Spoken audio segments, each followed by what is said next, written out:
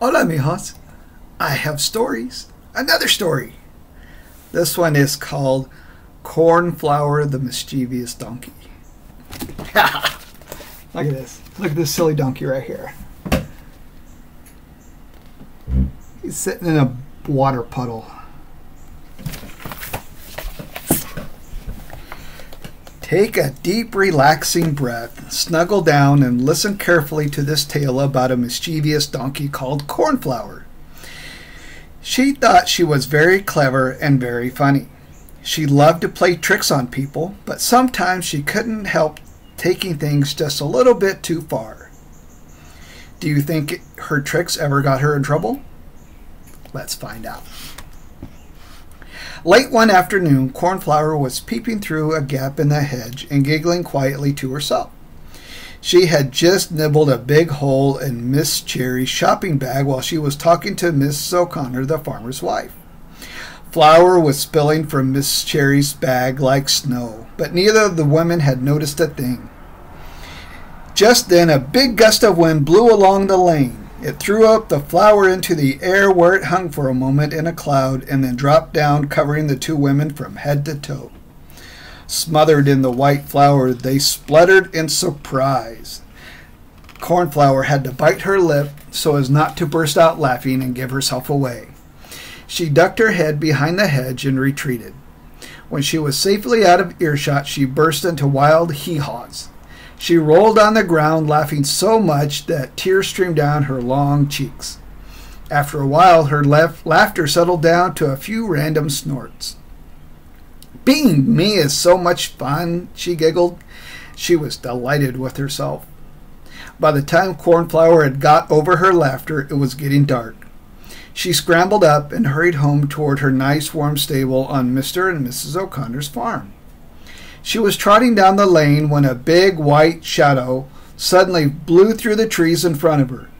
She froze on the spot and brayed with fright. "It's a ghoul!" she cried. The ghostly shape hovered over her and then dropped to the ground right in front of Cornflower.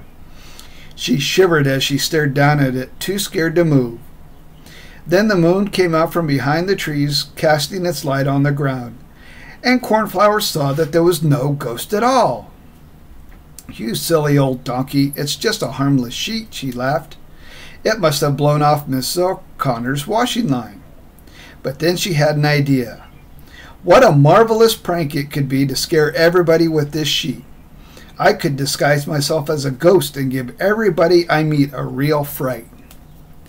Cornflower picked up the sheet with her teeth, tossed back her head, and threw the sheet over herself, so it covered her all the way down to her hooves. She bit 2 eye holes in the fabric so she could see where she was going, then trotted off to see who she could spook. She startled the chickens and the ducks. She rattled the dog and the sheep. She frightened the cat and the cows, and she terrified poor Miss Cherry. Soon the evening air was alive with clucking, quacking, barking, bleating, screeching, mooing, and screaming as Cornflower slipped in and out of barns and meadows, past pens and hutches, sending animals and people fleeing in every direction.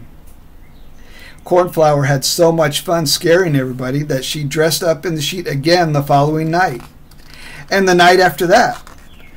Soon word spread that there was a fiendish ghoul haunting the barns, fields, and lanes around the farm. One evening, Miss O'Connor was sitting in her cozy kitchen stroking Truffles the cat, while her husband told her all the tales of the strange sightings. "Goodness," she cried, "perhaps it was the ghost who covered me in flour." Just then she saw something white outside the window and jumped up. Truffles went flying through the air and landed on Mr. O'Connor's head. "Heavens!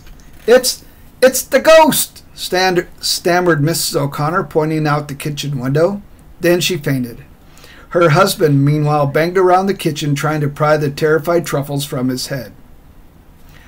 "Oh, how hilarious," said Cornflower under her breath as she pressed her sheet-covered nose against the kitchen window, watching all the pandemonium inside.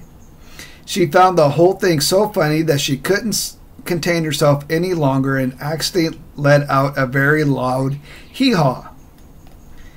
The sound of the donkey's braying stopped Mr. O'Connor in his tracks and roused Mrs. O'Connor from her faint.